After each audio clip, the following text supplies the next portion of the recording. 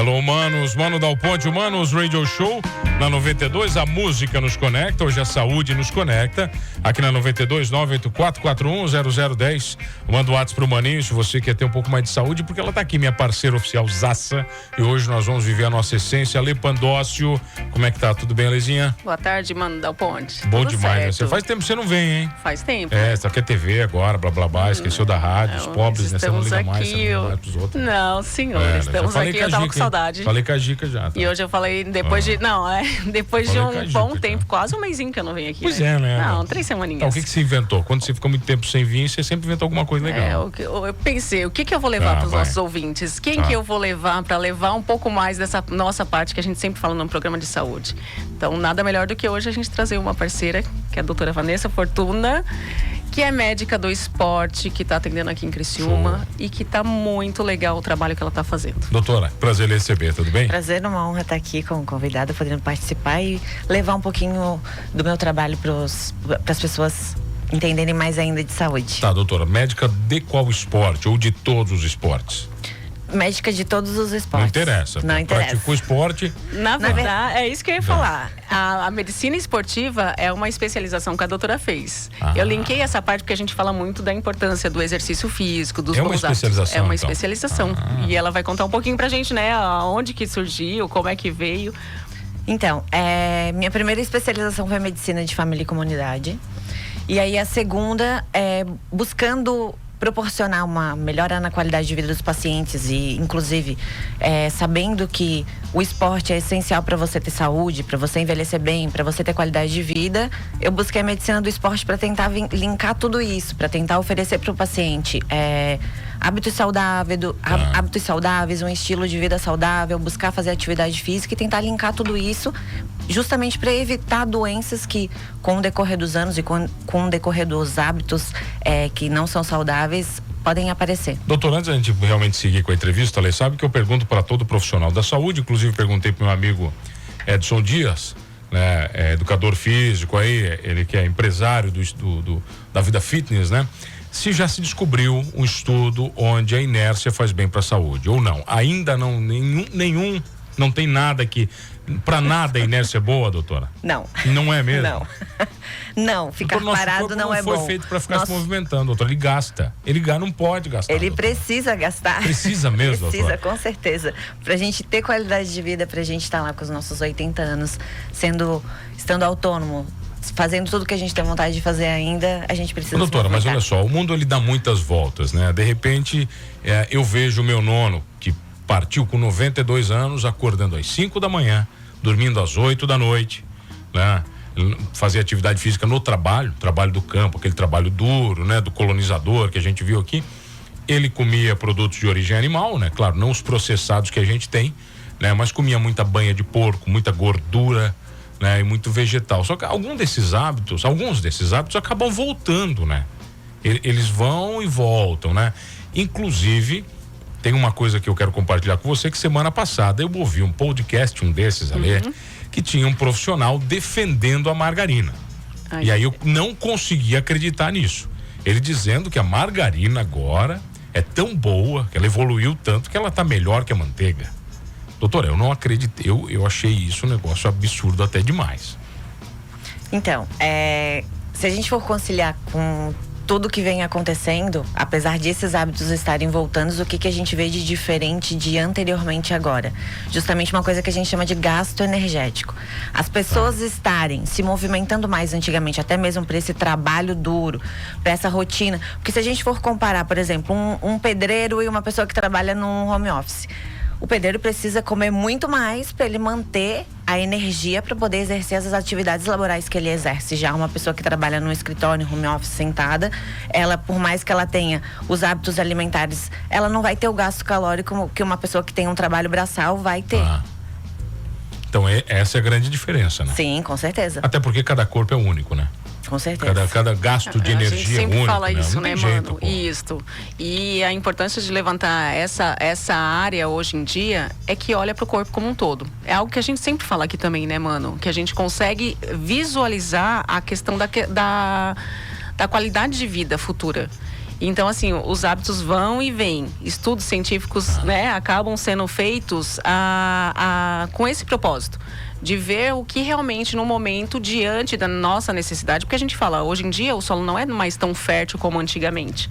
Então, muitas vezes a gente não consegue aquele nutriente que o nosso avô conseguia lá na terra, que mantinha esse equilíbrio do corpo dele, com essa rotina que ele tinha do treino em si, né, do trabalho, o corpo mais equilibrado, que uma ou outra vez ele podia comer aquela outra produto, enfim, que aí não ia prejudicar tanto. Só que hoje em dia a gente vê muito dessa parte hoje do home office, das pessoas um pouco mais paradas e as pessoas ao extremo, né? E as pessoas que hoje veem a importância da saúde, cuidando, fazendo exercício. Então, mas olha só, além, doutor, para mim tem 2 tipos de pessoas que praticam exercício.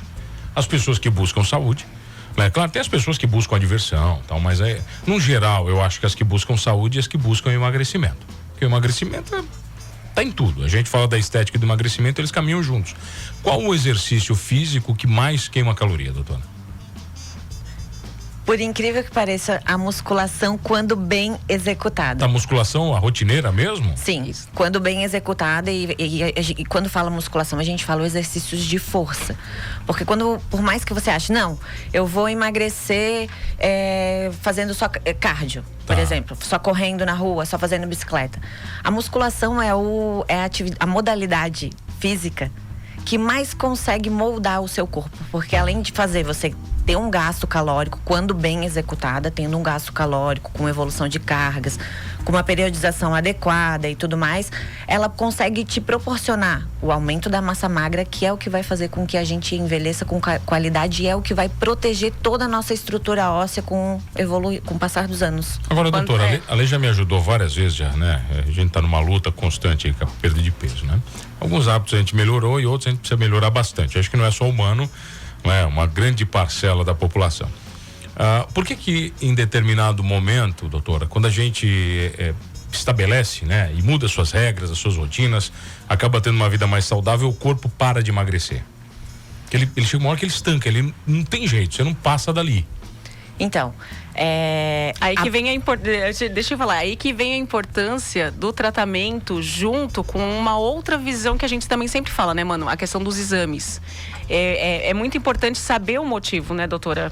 Pra gente passar pro pessoal em casa entender que cada um é único. E aí entra essa questão do tratamento no consultório. Eu acredito que quando o médico atende o paciente tem seja lá o objetivo dele, eu quero emagrecer, eu quero ganhar massa muscular, qual seja o objetivo do paciente, você precisa olhar ele como um todo, interrogar, ver todos os antecedentes dele, ver toda a história familiar dele, patologias que tem presentes na família, fazer uma investigação bem aprofundada em termos de vitaminas, minerais, a parte hormonal que está muito relacionada com o processo do envelhecimento, que a gente sabe que as taxas hormonais vão realmente diminuindo, então a gente ia avaliando todos esses detalhes que são importantes para que o paciente consiga se manter no processo de emagrecimento. Obviamente, assim, quando a gente fala tanto em ganhar músculo quanto emagrecer, quando você fica muito tempo fazendo sempre a mesma coisa, você tá ali fazendo a dieta, tá treinando, o seu organismo precisa de algo a mais. Precisa do choque, ele tem que dar uma mudada. Precisa de repente mudar a metodologia, mudar a periodização, de repente agora vamos mudar a estratégia alimentar. E num primeiro momento, quando as pessoas buscam o emagrecimento, o que é normal fazer? A gente tira a comida do paciente, a gente tira o carboidrato. Só que em um determinado momento você já não tem tanto estoque de gordura, e o que você precisa fazer?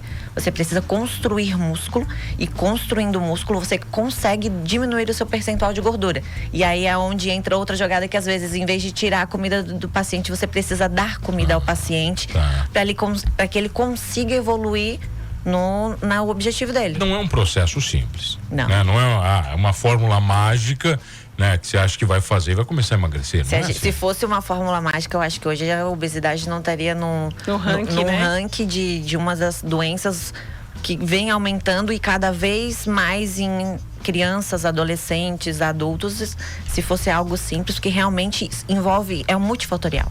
Doutor, mas eu tenho um filho de 4 anos e eu falo, né? Lê a mãe? Você é mãe?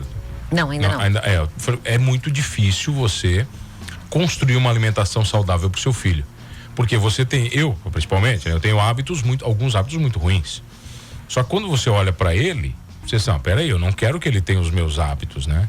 E aí você acaba tendo que mudar os seus hábitos dentro de casa para ver se o filho te copia. É difícil, doutor, é bem difícil. Só que assim, infelizmente, por ser uma doença que vem crescendo cada vez mais, ela precisa ser olhada como um problema público. Ela precisa que as pessoas olhem a obesidade e que as crianças já sejam educadas dentro da própria escola, que é onde a maior parte das crianças, durante o período de crescimento e desenvolvimento, é onde ela passa mais tempo. Doutora, mas olha só, mas a gente vê a mídia gourmetizando o gordo. Agora normalizando romantizando a obesidade. Isso é um desfavor para a sociedade. Sim, com certeza. E não é gordofobia, não tem nada a ver. É tratar a doença como doença, é isso mesmo, né? Eu acho que justamente por romantizar, por passar muito a mão na cabeça desses pacientes e eu acho que é muito mais fácil a pessoa que está com obesidade, ela enfrentar isso como não, eu vou ajudar as pessoas a se aceitarem assim, como algo normal. Não, ela não tem que se aceitar assim, porque ela está predisposta a várias doenças, ela está com vários fatores de risco que podem prejudicar todos os órgãos do nosso corpo. Isso a gente sempre falou aqui, né, mano? Então, o olhar dos nossos ouvintes aqui nesse sentido, realmente, eu tento fazer tanto para ganho de massa quanto para perda de peso. A gente está dando 2 exemplos aqui, né? E aí estacionou e ele acaba desanimando. Mas não, tem que realmente investigar o motivo e saber que, como a obesidade é um fator de risco para várias outras doenças, a questão da alimentação influencia demais.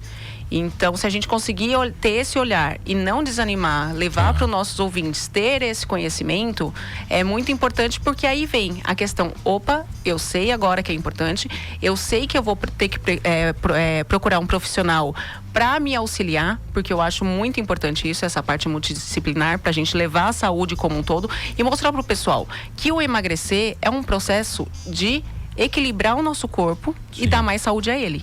Então, eu acho que isso que é uma das nossas missões, de tentar levar para o pessoal essa informação, né? Não só emagrecimento, vamos emagrecer, mas cada um é um. Emagrecer por emagrecer. Emagrecer por emagrecer. Né? Tô me sentindo, não tô bem comigo, eu quero emagrecer. A estética, é lógico, a estética muitas vezes incomoda, mas vem a questão realmente da saúde do doutor, e também tem o paciente. Manter, né, doutora? Porque não é só o emagrecer. O pior é o manter. É o manter, poxa, o pior é o manter. E assim, o que a gente vem vendo muito? Pessoas engordando, por exemplo, para fazerem cirurgia bariátrica. Ela engorda para poder fazer cirurgia? A bariátrica tem alguns parâmetros específicos que precisam ter para que o paciente possa fazer a cirurgia bariátrica. E alguns não estão com o peso tão acima para poder fazer um procedimento desse. E assim, o que eu já vi muito em consultório?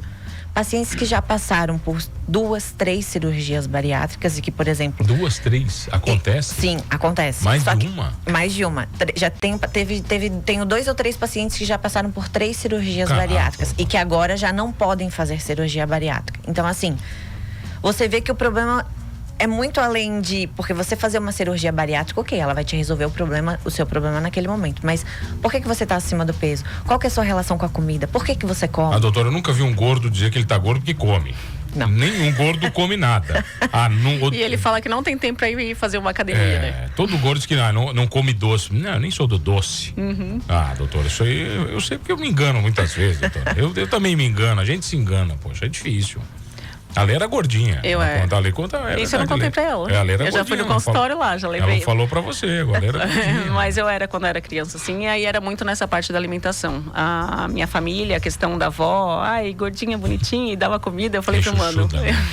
A avó também, minha nona também. Sabe quando eu decidi... foi legal tu me falar agora, porque eu fui no consultório como paciente, a gente pega um monte de dicas nesse sentido pra gente melhorar hoje, porque hoje a gente sabe que a obesidade é um fator de risco. Mas quando criança a gente não entende. E com 10 anos, quando eu fiz 10 anos, doutora, eu resolvi, de uma hora para outra, me espelhando numa prima. Assim, será que se eu ficar sem comer? Porque eu comia, tá? Era uma criança de 10 anos, comia uns 3 pães à noite. Era bastante. De boa, será que de se boa. eu diminuir a questão da minha quantidade, será que eu vou ficar um dia igual a ela? E eu decidi com 10 anos, naquele dia, em 3, 4 meses assim. Mas sem orientação nenhuma, Lê. Criança, naquela época ainda. Só que assim, hoje eu falo, hoje aquela menina foi determinante para ser espelho para essa mulher de hoje, entendeu? Para eu ver também que quando eu coloquei, porque imagina uma criança colocar na cabeça que eu preciso emagrecer, eu quero emagrecer. Lógico, eu não entendia dos malefícios, mas ir atrás daquilo e conseguir, só que depois eu levantei alguns pontos. Fiquei fraca, aí olha a importância, tá? Fiquei fraca, desmaiei no colégio, eu estudava ali no Michel, ligaram para minha mãe me buscar.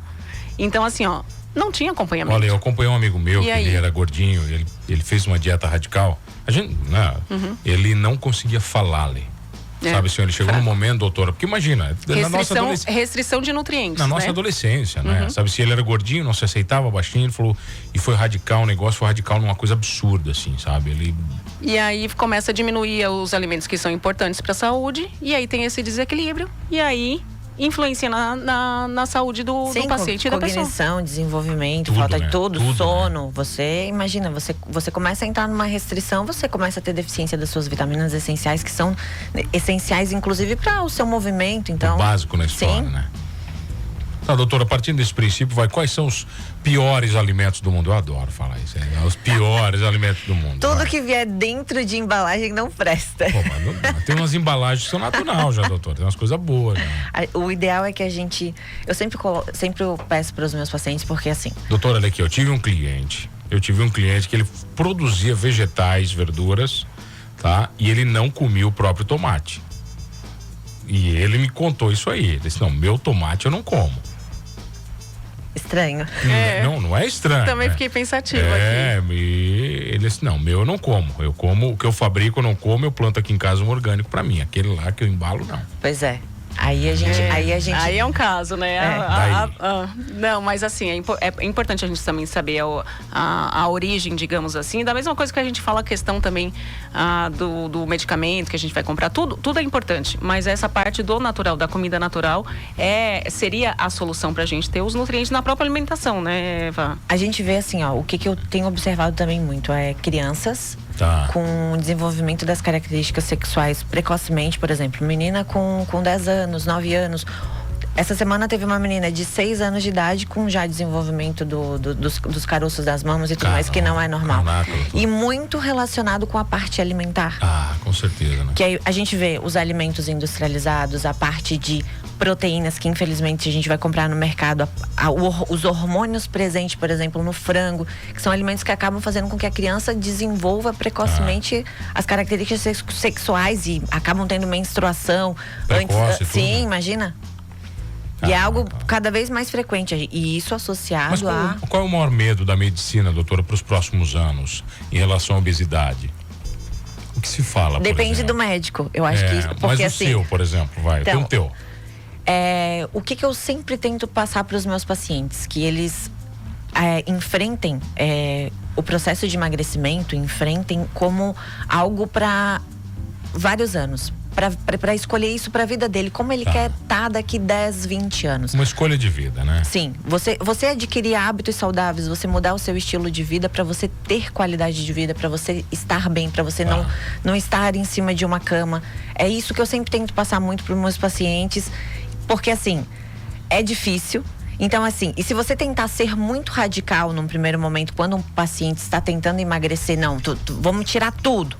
Não vai dar certo. Não vai dar certo. Precisa ser algo gradual, precisa ser algo que você adeque à rotina do seu paciente. Até porque você tem alguns desmames que você tem que fazer lentamente, né? Alguns alimentos são drogas, né? O açúcar é uma droga, a farinha é uma droga, pô. Sim, imagina, são que causam muita dependência. E a primeira coisa que acontece, o paciente fica... E aí quando você restringe todos esses alimentos que são alimentos... Doutora, eu tenho uma comparação que o cara que está me ouvindo, ele vai entender. Quando você vai fazer uma dieta restritiva, né? Não precisa ser tão radical. Quando você tira o açúcar, em uma semana você fica igual mulher na TPM. Pronto, é exatamente essa sensação, entendeu? Então, para as mulheres, para entender, né, o cara quer saber o que é uma mulher na TPM, tira o açúcar uma semana da tua vida, você vai ver o que vai te acontecer. E aí você dá o açúcar para esse paciente, o que vai acontecer? Nossa, é terrível, né? Não, mas é terrível, né? Quando você come açúcar depois, parece que você não consegue, né? Quando você faz... é esse vício, né? O corpo acaba acostumando e necessitando de uma forma ruim, né? Então por isso que é muito ruim você logo de cara querer... Não, você não vai comer isso, vamos tirar isso. Corta, não dá. Uma coisa que eu acho legal nessa parte da consulta da doutora é essa questão de entender o paciente. Tá. Porque é isso que a gente fala, mano. Quando a gente... Se eu falasse pra você aqui, como eu sempre venho aqui e falo, isso não é legal, e não adequar a tua necessidade... Aí ele vem e fala assim pra mim, entendeu? Tem coisas que não consegue. Então, o adequar o tratamento é fundamental. E isso ela faz pra olhar o corpo como um todo. Ô, doutora, mas, por exemplo, a substituição de alguns alimentos por outros, né? Parte muito da aceitação psicológica do paciente. Sim, né? Com certeza. Você vai... eu quero trocar o trigo aqui daquele pãozinho de trigo por...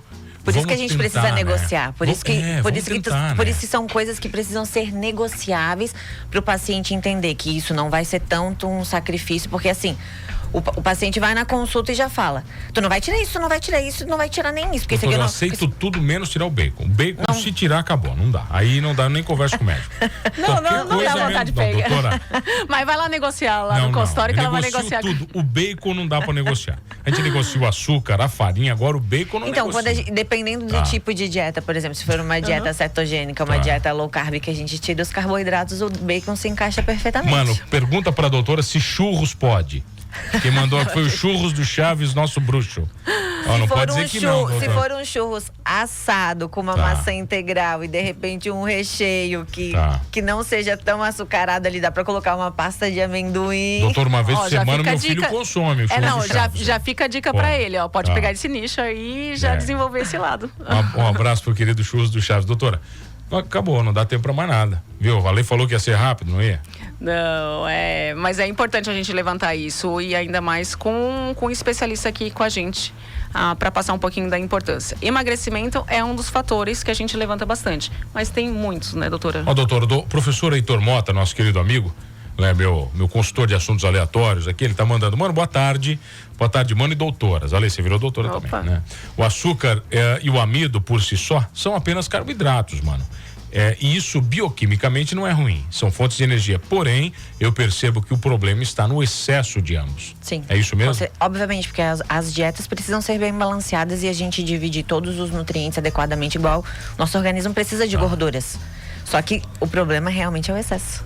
E aí o pessoal vai na internet, acaba tendo muita informação e lê que o açúcar faz mal, às vezes restringe totalmente, ou faz ao contrário, acaba abusando, tendo excesso. E acha que tá tudo bem, né? Ale, obrigado pela presença. Obrigada, mano, mais uma vez. Doutora é sua parceira oficial, é isso? Parceira, eu quero até convidar, porque eu incentivo bastante essa parte. Medicina do esporte, ela tá linkada com a parte da integrativa, que vai observar realmente a necessidade, né, doutora, no consultório. Então vamos convidar o pessoal aonde está atendendo, o telefone, posso já passar aqui para os nossos ouvintes. Por favor, Ale, manda lá. Aqui em Criciúma, no edifício do Eville. Eville, onde é que é o do Eville? Pertinho do Marista. Do Eville, tá. Fica na frente da URC. Tá, beleza. Agora já localizei. Fui lá ontem. Uma vez por semana ele, todas as segundas, e daí também em Tubarão. Doutora, prazer receber. Tem algum Instagram, o pessoal pode te acompanhar? Sim, pode. É doutora Vanessa Fortuna. Doutora Vanessa Fortuna. Isso, acompanhem lá também. Tem a parte agora que tá com preenchedores, que tá maravilhoso. Preenchedor? O que é preenchedor? Bom, o pessoal quer emagrecer, quer cuidar da saúde, mas ela também faz aquela parte do desenhar o corpo. Então, assim, linka saúde com estética. E hoje tá muito em alta isso, e a gente consegue, né? Através... Então, o que é um preenchedor, pô? Vai, doutora, eu trabalho com um preenchedor definitivo, que é super polêmico, que é o PMMA. Eu gostei, vai no polêmico, eu gostei. Se é polêmico, manda aí. Sim, vai. Que é o PMMA, que é um preenchedor definitivo que vai intramuscular e que a pessoa fica com, por exemplo, a maioria das minhas pacientes emagrecem. Aí a primeira coisa que a mulher, quando emagrece, perde o glúteo. E aí a gente desenha o glúteo para o glúteo ficar perfeito, ficar redondinho, sem flacidez.